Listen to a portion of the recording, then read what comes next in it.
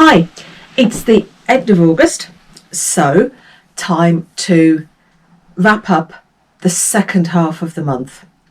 And the second half of the month I read 7 books, I think it was. Yeah, 7 books. And I started off the month with a couple of Anthony Horowitz books, just almost like a palate cleanser, because they were nice, easy crime books to read. The first one was The Sentence's Death, and it was the second one in the Hawthorne and Horowitz series. And this series is about Hawthorne, who is almost a disgraced policeman, and he's sort of like a consultant now with the police. And Horowitz, who writes himself into the story as his sidekick, sort of he's the Watson to Hawthorne's Sherlock Holmes type thing. But whereas Watson is knowledgeable, Horowitz comes across, he doesn't make all the right decisions. He doesn't see things that he should be seeing. So the first one, The Sentence of Death, this was about a divorce lawyer, Richard Price, who was killed with a very expensive bottle of wine. And you've got lots of humour in this one, you've got lots of red herrings and a whole cast of characters. Very easy reading, and it's one of these books that you just go through. And yeah, if you want something nice and light, and I did at this point, middle of the month, I wanted something a little bit lighter. And then I moved on to the third in the series, which was called A Line to Kill. These books were both lent to me by my friend, because she knows I like crime and thrillers. So it's the 2 characters again, Hawthorne and Horowitz. And this one is almost an isolation thing, because the murder is on the island of Alderney. Hawthorne and Horowitz are there for a literary festival, and the sponsor of the festival ends up dead. And of course, because there's a murder, no one can leave. So it is somebody within the literary community who has committed the murder. So again, you've got a cast of characters, you've got humour, red herrings. What isn't there to love? Then I moved on to Annette Galliark, and this was wonderful. It was a almost a modern Romeo and Juliet in Little Stars by Linda Green, and it's set post-Brexit in Yorkshire, and you've got 2 families, and the main voices are the 2 mums in the families. You've got Donna, who's a working class Yorkshire mum, and you've got Sylvie, who's French.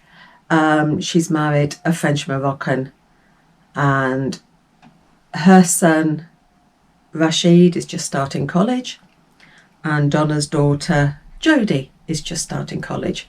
Rashid, Jodie, RJ, Romeo, Juliet, So you have got this secret love affair, because you've got the cultural mix of the families. You've got a divide with the families, because almost one is pro-Brexit, the other and against Brexit. And it is about discrimination, radicalisation almost, love, respect and hope, and you needed tissues. So that was that one. The next one was another Annette Galliark, and this was The Easy Life by Marguerite Duras. And it was translated, and it's an interior monologue. 25-year-old Francine lives with her parents on a farm. The circumstances have changed. They did have a reasonable middle-class life in Belgium, but their uncle Jerome, his financial dealings brought the family right down.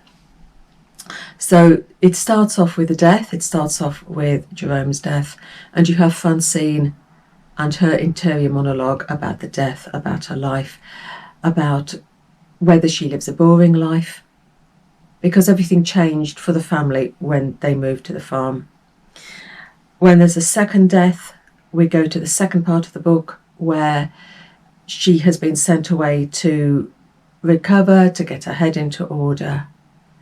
And the third part of the book, she's back home, and it's almost like a coming of age. She's made her decisions about where she's going to go with life. So that was The Easy Life by Marguerite Duras. That one comes out in December, and I forgot to say Little Stars comes out 6th of September. So that's being published next week. The next one was again another NetGalley, and this one comes out in December as well. And it's Euphoria by Elin Cullhead. And it's almost a Sylvia Plath, Ted Hughes retelling. It's translated from Swedish, and it is almost the final year of Sylvia Plath's life, and it's written in her voice. And the author is exploring Sylvia Plath's last year and telling it from her side.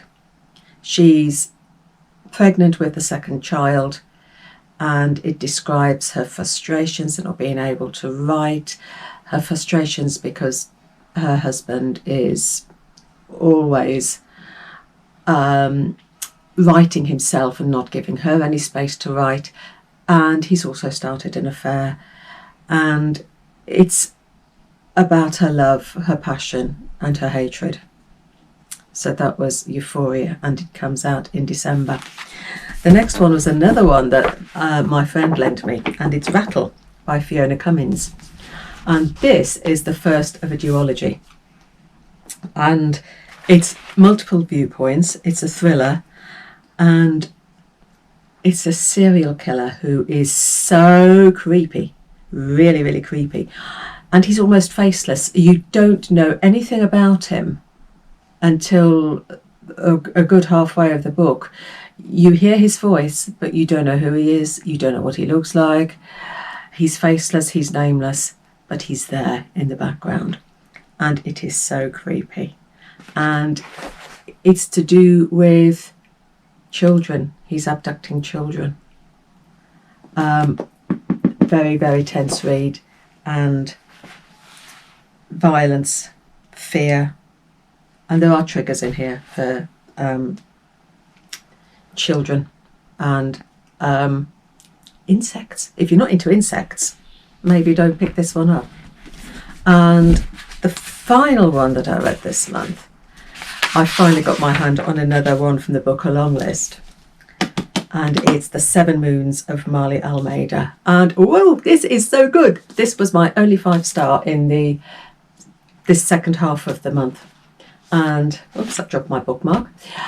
And it is full of imagery. It's almost like a murder mystery. Our main character, Maali, at the opening of the book, he's dead. He's found himself in the afterlife, and he's been given 7 moons, 7 days to sort out things before he goes into the light. But he doesn't know why he's dead. He doesn't know how he died. He doesn't know who killed him. So he's going to try and use those 7 moons to solve that little mystery. But because he's a war photographer who would take photographs for whoever paid him, he's got a secret stash of photos that is almost like an insurance. And he wants those to be into the public domain. He wants people to know what really goes on during the Sri Lankan civil war. And so he needs to contact people to tell them where he's hidden the photos so they can put them out. So he's got 2 things that he's got to do during these 7 moons. And it is a cracking story. It really is. I love this one. And the ending is first class. So those are my 7 books of this second half of August. So that means that for the whole of August, I've read 15 books. And books of the month? The book of the month. I know I said Maali Almeida was a 5-star. Over the month, I also had Night Crawling that was a 5-star. Colony that was a 5-star. and Some Things Like These. Sorry, Small Things Like These by Claire Keegan as a 5-star.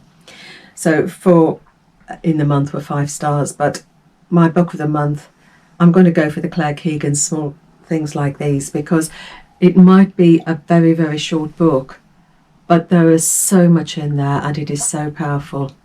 That is my book of the month this month. Small Things Like These. So let's see what September brings. The Booker shortlist is announced next week, and I've still got 4 to read off the long list, so we'll see how we're going. I would love this one to be on the shortlist, as I would the Claire Keegan one. So happy reading. Take care.